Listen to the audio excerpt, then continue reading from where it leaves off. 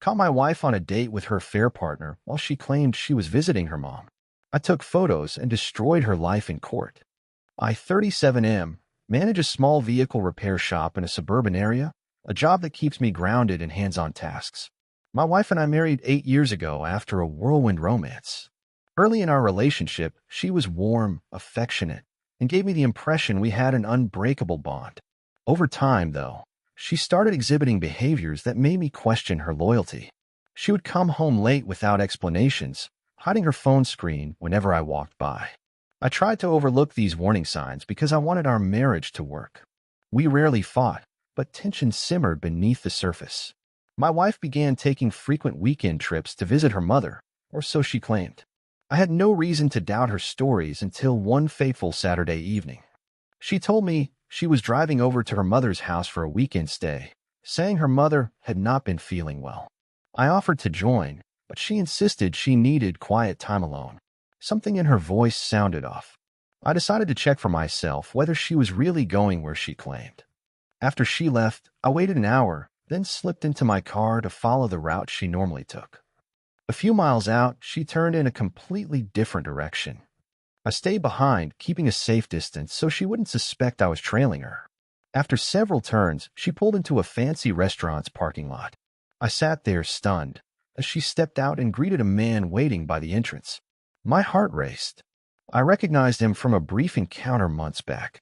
He worked in real estate, and my wife once mentioned him in passing, calling him a business acquaintance. Watching them exchange affectionate hugs and stroll inside holding hands was surreal. It confirmed my growing fear. Instead of confronting them outright, I parked at a discreet distance and waited. My instincts told me I needed undeniable proof if I decided to confront her or seek legal action. I kept my phone's camera ready, snapping pictures when they emerged. They laughed together, and at one point, he kissed her cheek openly. My mind raced with conflicting emotions, anger, betrayal, and a chilly determination to protect myself. After collecting enough photos, I drove away, already contemplating my next move. She had made her choice irrevocably. Back home, I paced around the living room, replaying every moment. My wife was supposed to stay overnight at her mother's, so I had several hours to decide how to handle her return. A part of me wanted to confront her the second she walked in. Another part wanted a calmer approach, one that would ensure I kept the upper hand.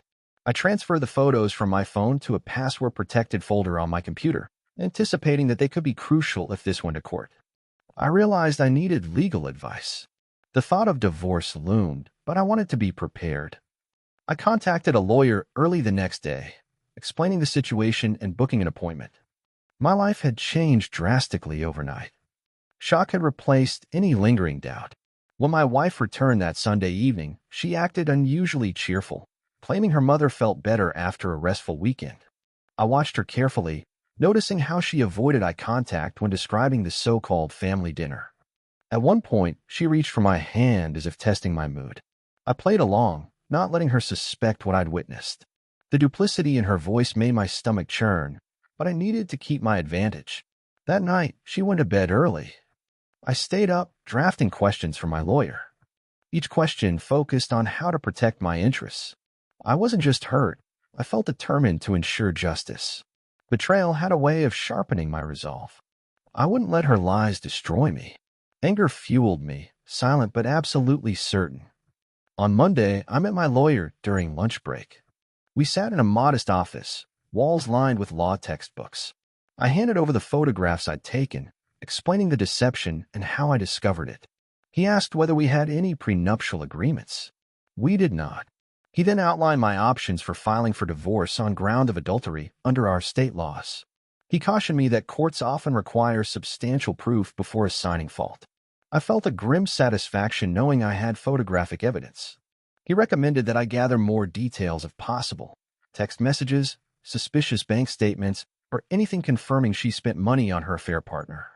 While I dreaded the idea of spying further, I agreed to do whatever it took.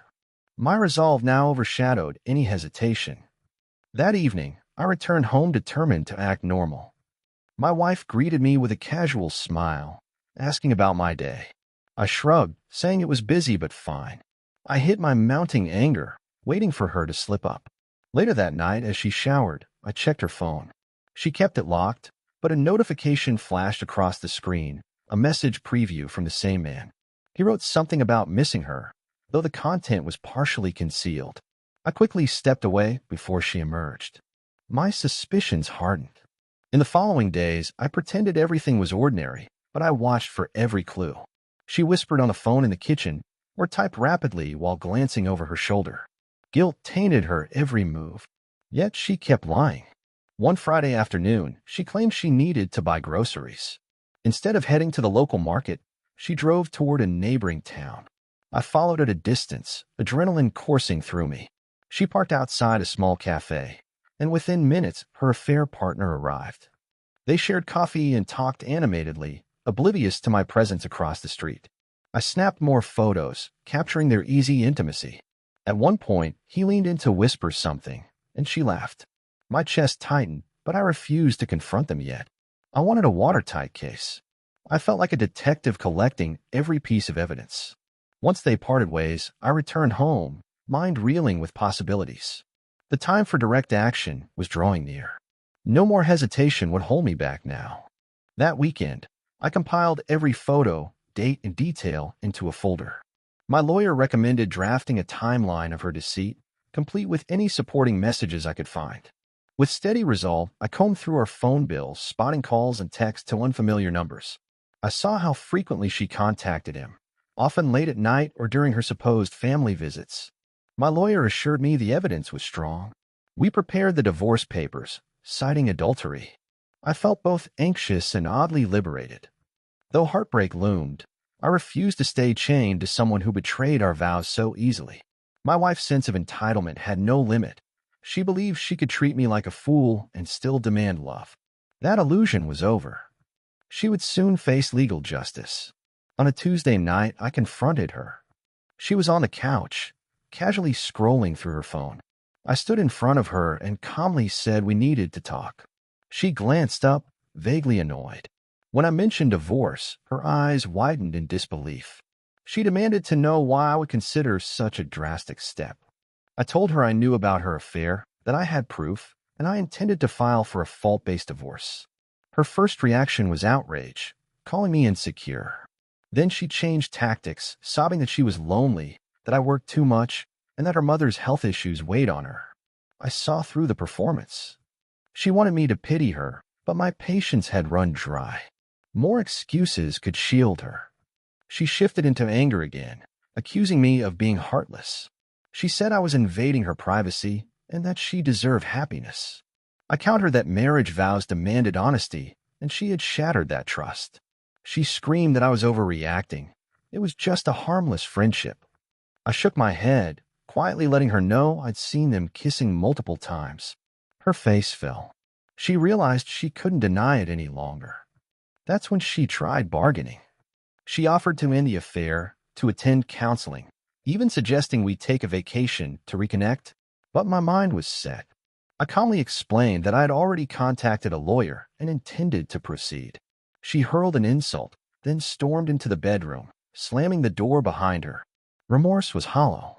Over the following weeks, I finalized the divorce papers. My lawyer filed them in court, alleging adultery with supporting evidence. She tried to convince me to opt for a no-fault divorce, likely hoping to conceal her wrongdoing. But I refused. I wanted the legal records to reflect the truth. Through her own lawyer, she demanded alimony, claiming she had grown accustomed to a certain lifestyle. She insisted she deserved the house. My lawyer and I countered with a thorough presentation of her affair, photos, phone records, and even witness statements from neighbors who'd noticed unfamiliar cars in our driveway. The weight of evidence was crushing. She tried to spin the narrative, accusing me of emotional neglect, but the judge wasn't swayed by her hollow pleas. Justice leaned in my favor. Our court hearings dragged on for several months, with my wife growing more desperate. She accused me of all sorts of trivial misdeeds, hoping to tarnish my credibility. Yet, every time she tried, I produced documents or testimony that showed her claims were baseless. Her sense of entitlement was staggering. She expected sympathy despite betraying our marriage so blatantly. The judge took note of her inconsistent statements and lack of remorse. Eventually, the court ruled overwhelmingly in my favor. She was denied spousal support, and the house remained mine. I refused to celebrate the destruction of our marriage, but I felt vindicated.